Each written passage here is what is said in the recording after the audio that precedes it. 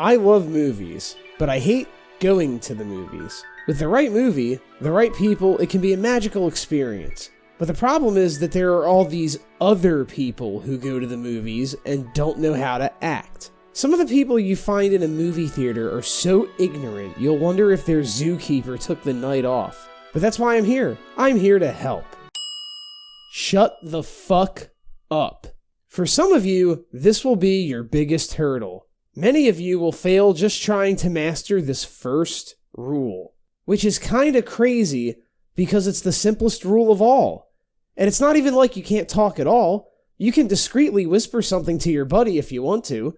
You just have to not talk loud enough for other people to hear you. There are some natural expressions you get a pass for, like laughter. If the movie is funny, then laugh. But Jesus Christ, if you have an obnoxious laugh, please stay home. Forever. It's okay to cheer for something happening on screen too, under certain conditions, but read the room. What's definitely not okay is attempting to talk to the characters in the movie that are on screen in front of you, as if the movie is happening in real time and the actors can hear you. If you do this, you should probably get an MRI.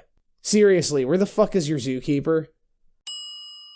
Keep your fucking phone in your pocket. Cell phones are bright in a dark movie theater. You're shining a flashlight into the eyes of the people behind you every time you take it out. I don't give a shit about any human being on Earth enough that I can't keep my phone in my pocket for like 2 hours without looking at it. And if you take that thing out and start having a conversation on it while the movie is playing, I'm even more distracted because now all I can do is fantasize about killing— my bad, wasn't supposed to say that out loud. And turn your fucking ringtone off. Your ringtone shouldn't ever be on anyway. Your phone should be on vibrate or silent at all times. Who the fuck still sets their phone to ring? What is this, 2006?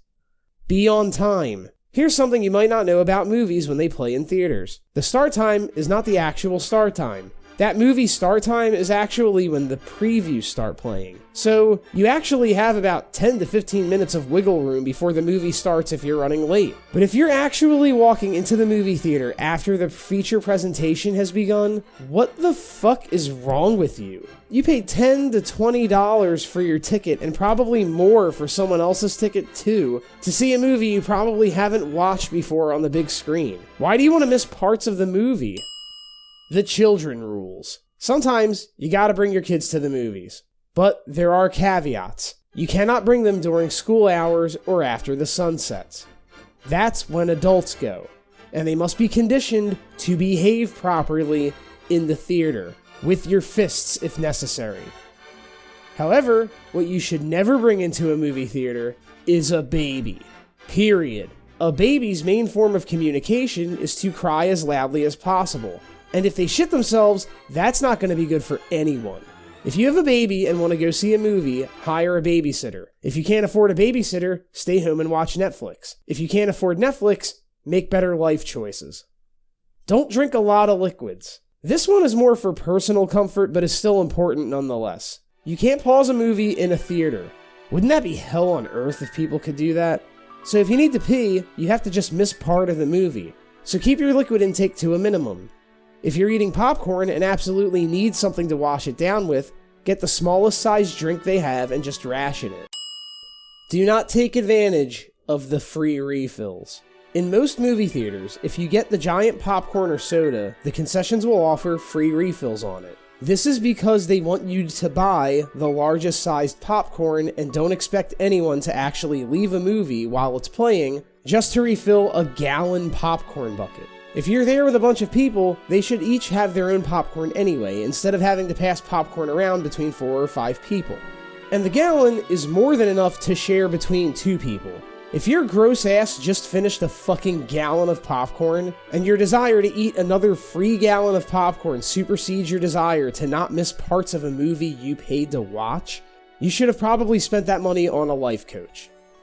Don't sit next to someone you don't know unless the theater is crowded and you don't have a choice. Picture this. You walk into a movie theater.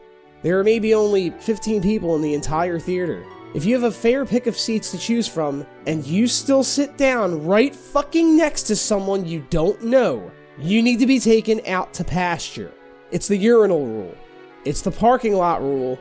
And it's the movie theater rule. You creepy fuck. What do you want, a front row seat to see the guy next to you jerking off? Don't jerk off. Don't do it. Just don't. I don't care how many times Scarlett Johansson appears on screen. Don't. I know you wanna. I know it's tempting. It's dark, the movie is loud, you don't think anyone will notice, but you better not. Look at what happened to Pee Wee Herman. He did it in a fucking porno theater, where you're supposed to do it, and he still got arrested. You may be wondering, what if I don't want to follow any of these rules? What if I just want to keep being a piece of shit who makes everyone around me hate me? Are there any consequences? Well, sometimes. This video is sponsored by Alamo Drafthouse. Just kidding, but it should be.